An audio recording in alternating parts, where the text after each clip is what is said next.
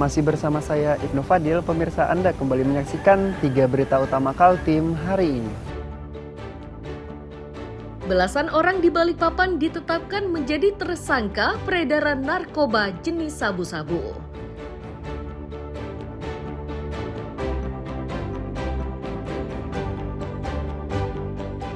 Penimbunan lahan untuk pembangunan rumah sakit Korpri Kaltim dihentikan oleh petugas gabungan di Samarinda.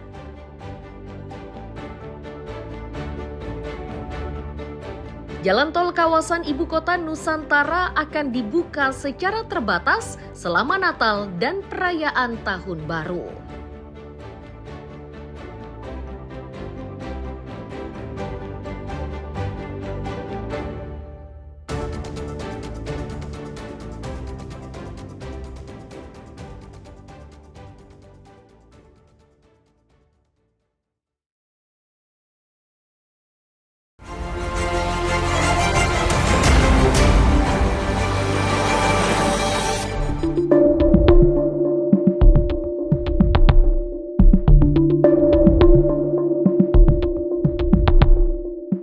Warga Sepinggan Raya, Balikpapan Selatan digegerkan oleh peristiwa dugaan perampokan di kantor pos. Akibat kejadian tersebut, seorang pegawai bernama Sony Krismawan mengalami luka parah akibat dibacok menggunakan senjata tajam. Oleh warga, korban secepatnya dilarikan ke rumah sakit guna mendapatkan pertolongan medis.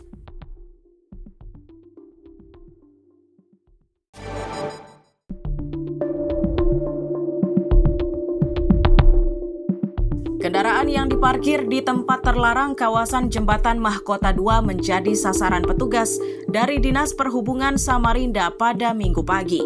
Saat penertiban, petugas mendapati seorang pria yang diduga menjadi juru parkir liar. Pria tersebut akhirnya diangkut untuk dimintai keterangan. Dari catatan petugas, pria ini sebelumnya pernah ditangkap untuk perkara serupa.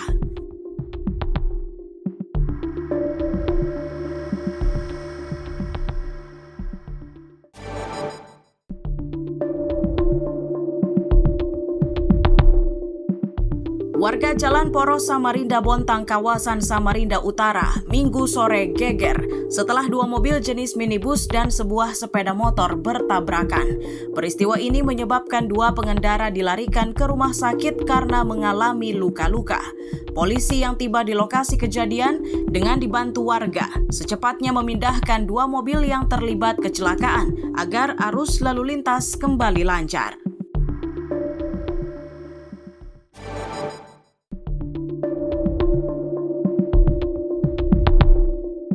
Seekor ular piton bersembunyi di dapur rumah warga Jalan Pangeran Suryanata, Kelurahan Air Putih, Kecamatan Samarinda Ulu.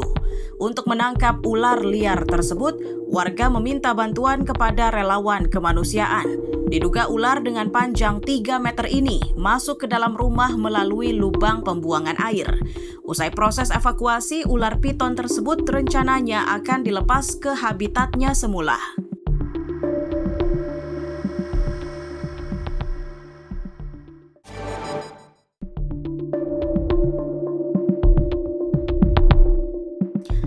Sebuah rumah di Jalan Juanda 1D Samarinda Ulu Selasa malam geger setelah seorang asisten rumah tangga tangannya putus usai dibacok oleh salah satu kerabat dari pemilik rumah. Untuk mengamankan situasi, sejumlah polisi dikerahkan ke lokasi kejadian dan tak lama setelahnya pelaku berhasil ditangkap. Munculnya dugaan jika pelaku mengidap gangguan jiwa akan dilakukan pemeriksaan lebih lanjut.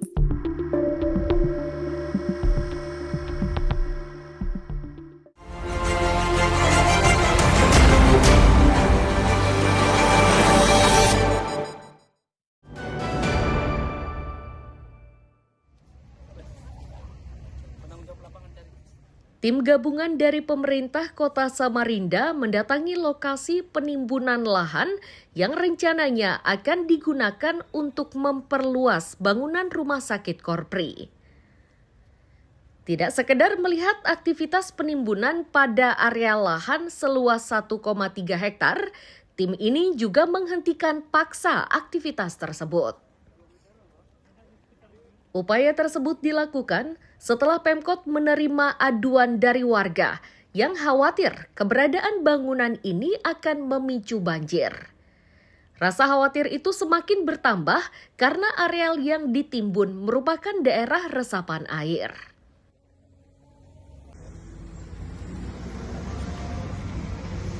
Jadi gini, beberapa hari yang lalu Pak Wali Kota terima surat dari warga sekitar sini melalui RT. Ada beberapa RT yang menyampaikan ke Wali Kota bahwa keluhannya dengan ada kegiatan pengurukan jalan di sini, pengurukan ini, lahan ini, maka intensitas banjirnya di masyarakat semakin meningkat gitulah. Artinya memang ini kan daerah banjir sebenarnya ini. Kemudian ini daerah resapan, kemudian diuruk sedemikian rupa ini sekitar 1,3 hektar ini tentu limpasannya kemana? Paling ke rumah warga kan. Nah kita juga kan sudah membuat drainase di sana. Selama ini banjir itu sudah bisa terkurangi. Dengan adanya ini maka makin bertambah. Usai menghentikan aktivitas penimbunan, pemerintah kota juga akan menelusuri izin bangunan. Ada dugaan penertiban persetujuan lingkungannya tidak melibatkan lintas OPD sebagaimana prosedur pengerjaan bangunan. Iswanto dan Amir Hamzah melaporkan dari Samarinda.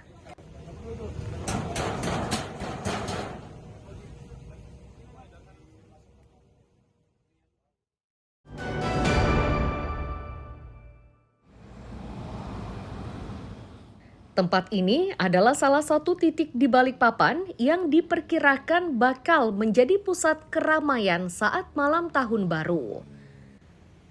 Untuk mengantisipasi berbagai kemungkinan sepanjang perayaan, petugas gabungan mulai menyusun strategi untuk pengamanan. Untuk wilayah Balikpapan, personel yang dipersiapkan sebanyak 904 orang. Jumlah tersebut berasal dari beberapa satuan, mulai dari polisi, tentara, dinas perhubungan, dan Satpol PP. Ratusan personel ini akan ditempatkan di beberapa lokasi, mulai dari posko terpadu, pusat keramaian, hingga terminal bus. Pelibatan personil, kesiapan dari pengamanan Operasi Lilin 2025 Polresta Balikpapan. Jumlah keseluruhannya adalah 904 personil, terdiri dari TNI, Polri, dan instansi terkait. Posko terpadu itu terdapat di Pelabuhan Semayang, kemudian di Bandara Haji Sultan Haji, Sepinggan, kemudian di Terminal bis Batu Ampar, dan satu lagi di Karyangau. Terkait pesta kembang api dalam skala besar, polisi meminta agar lembaga atau instansi pemerintah yang menggelarnya wajib mengantongi izin. Polisi juga meminta agar warga tidak menyalakan kembang api jenis war atau flare karena rawan dan berpotensi menimbulkan kebakaran.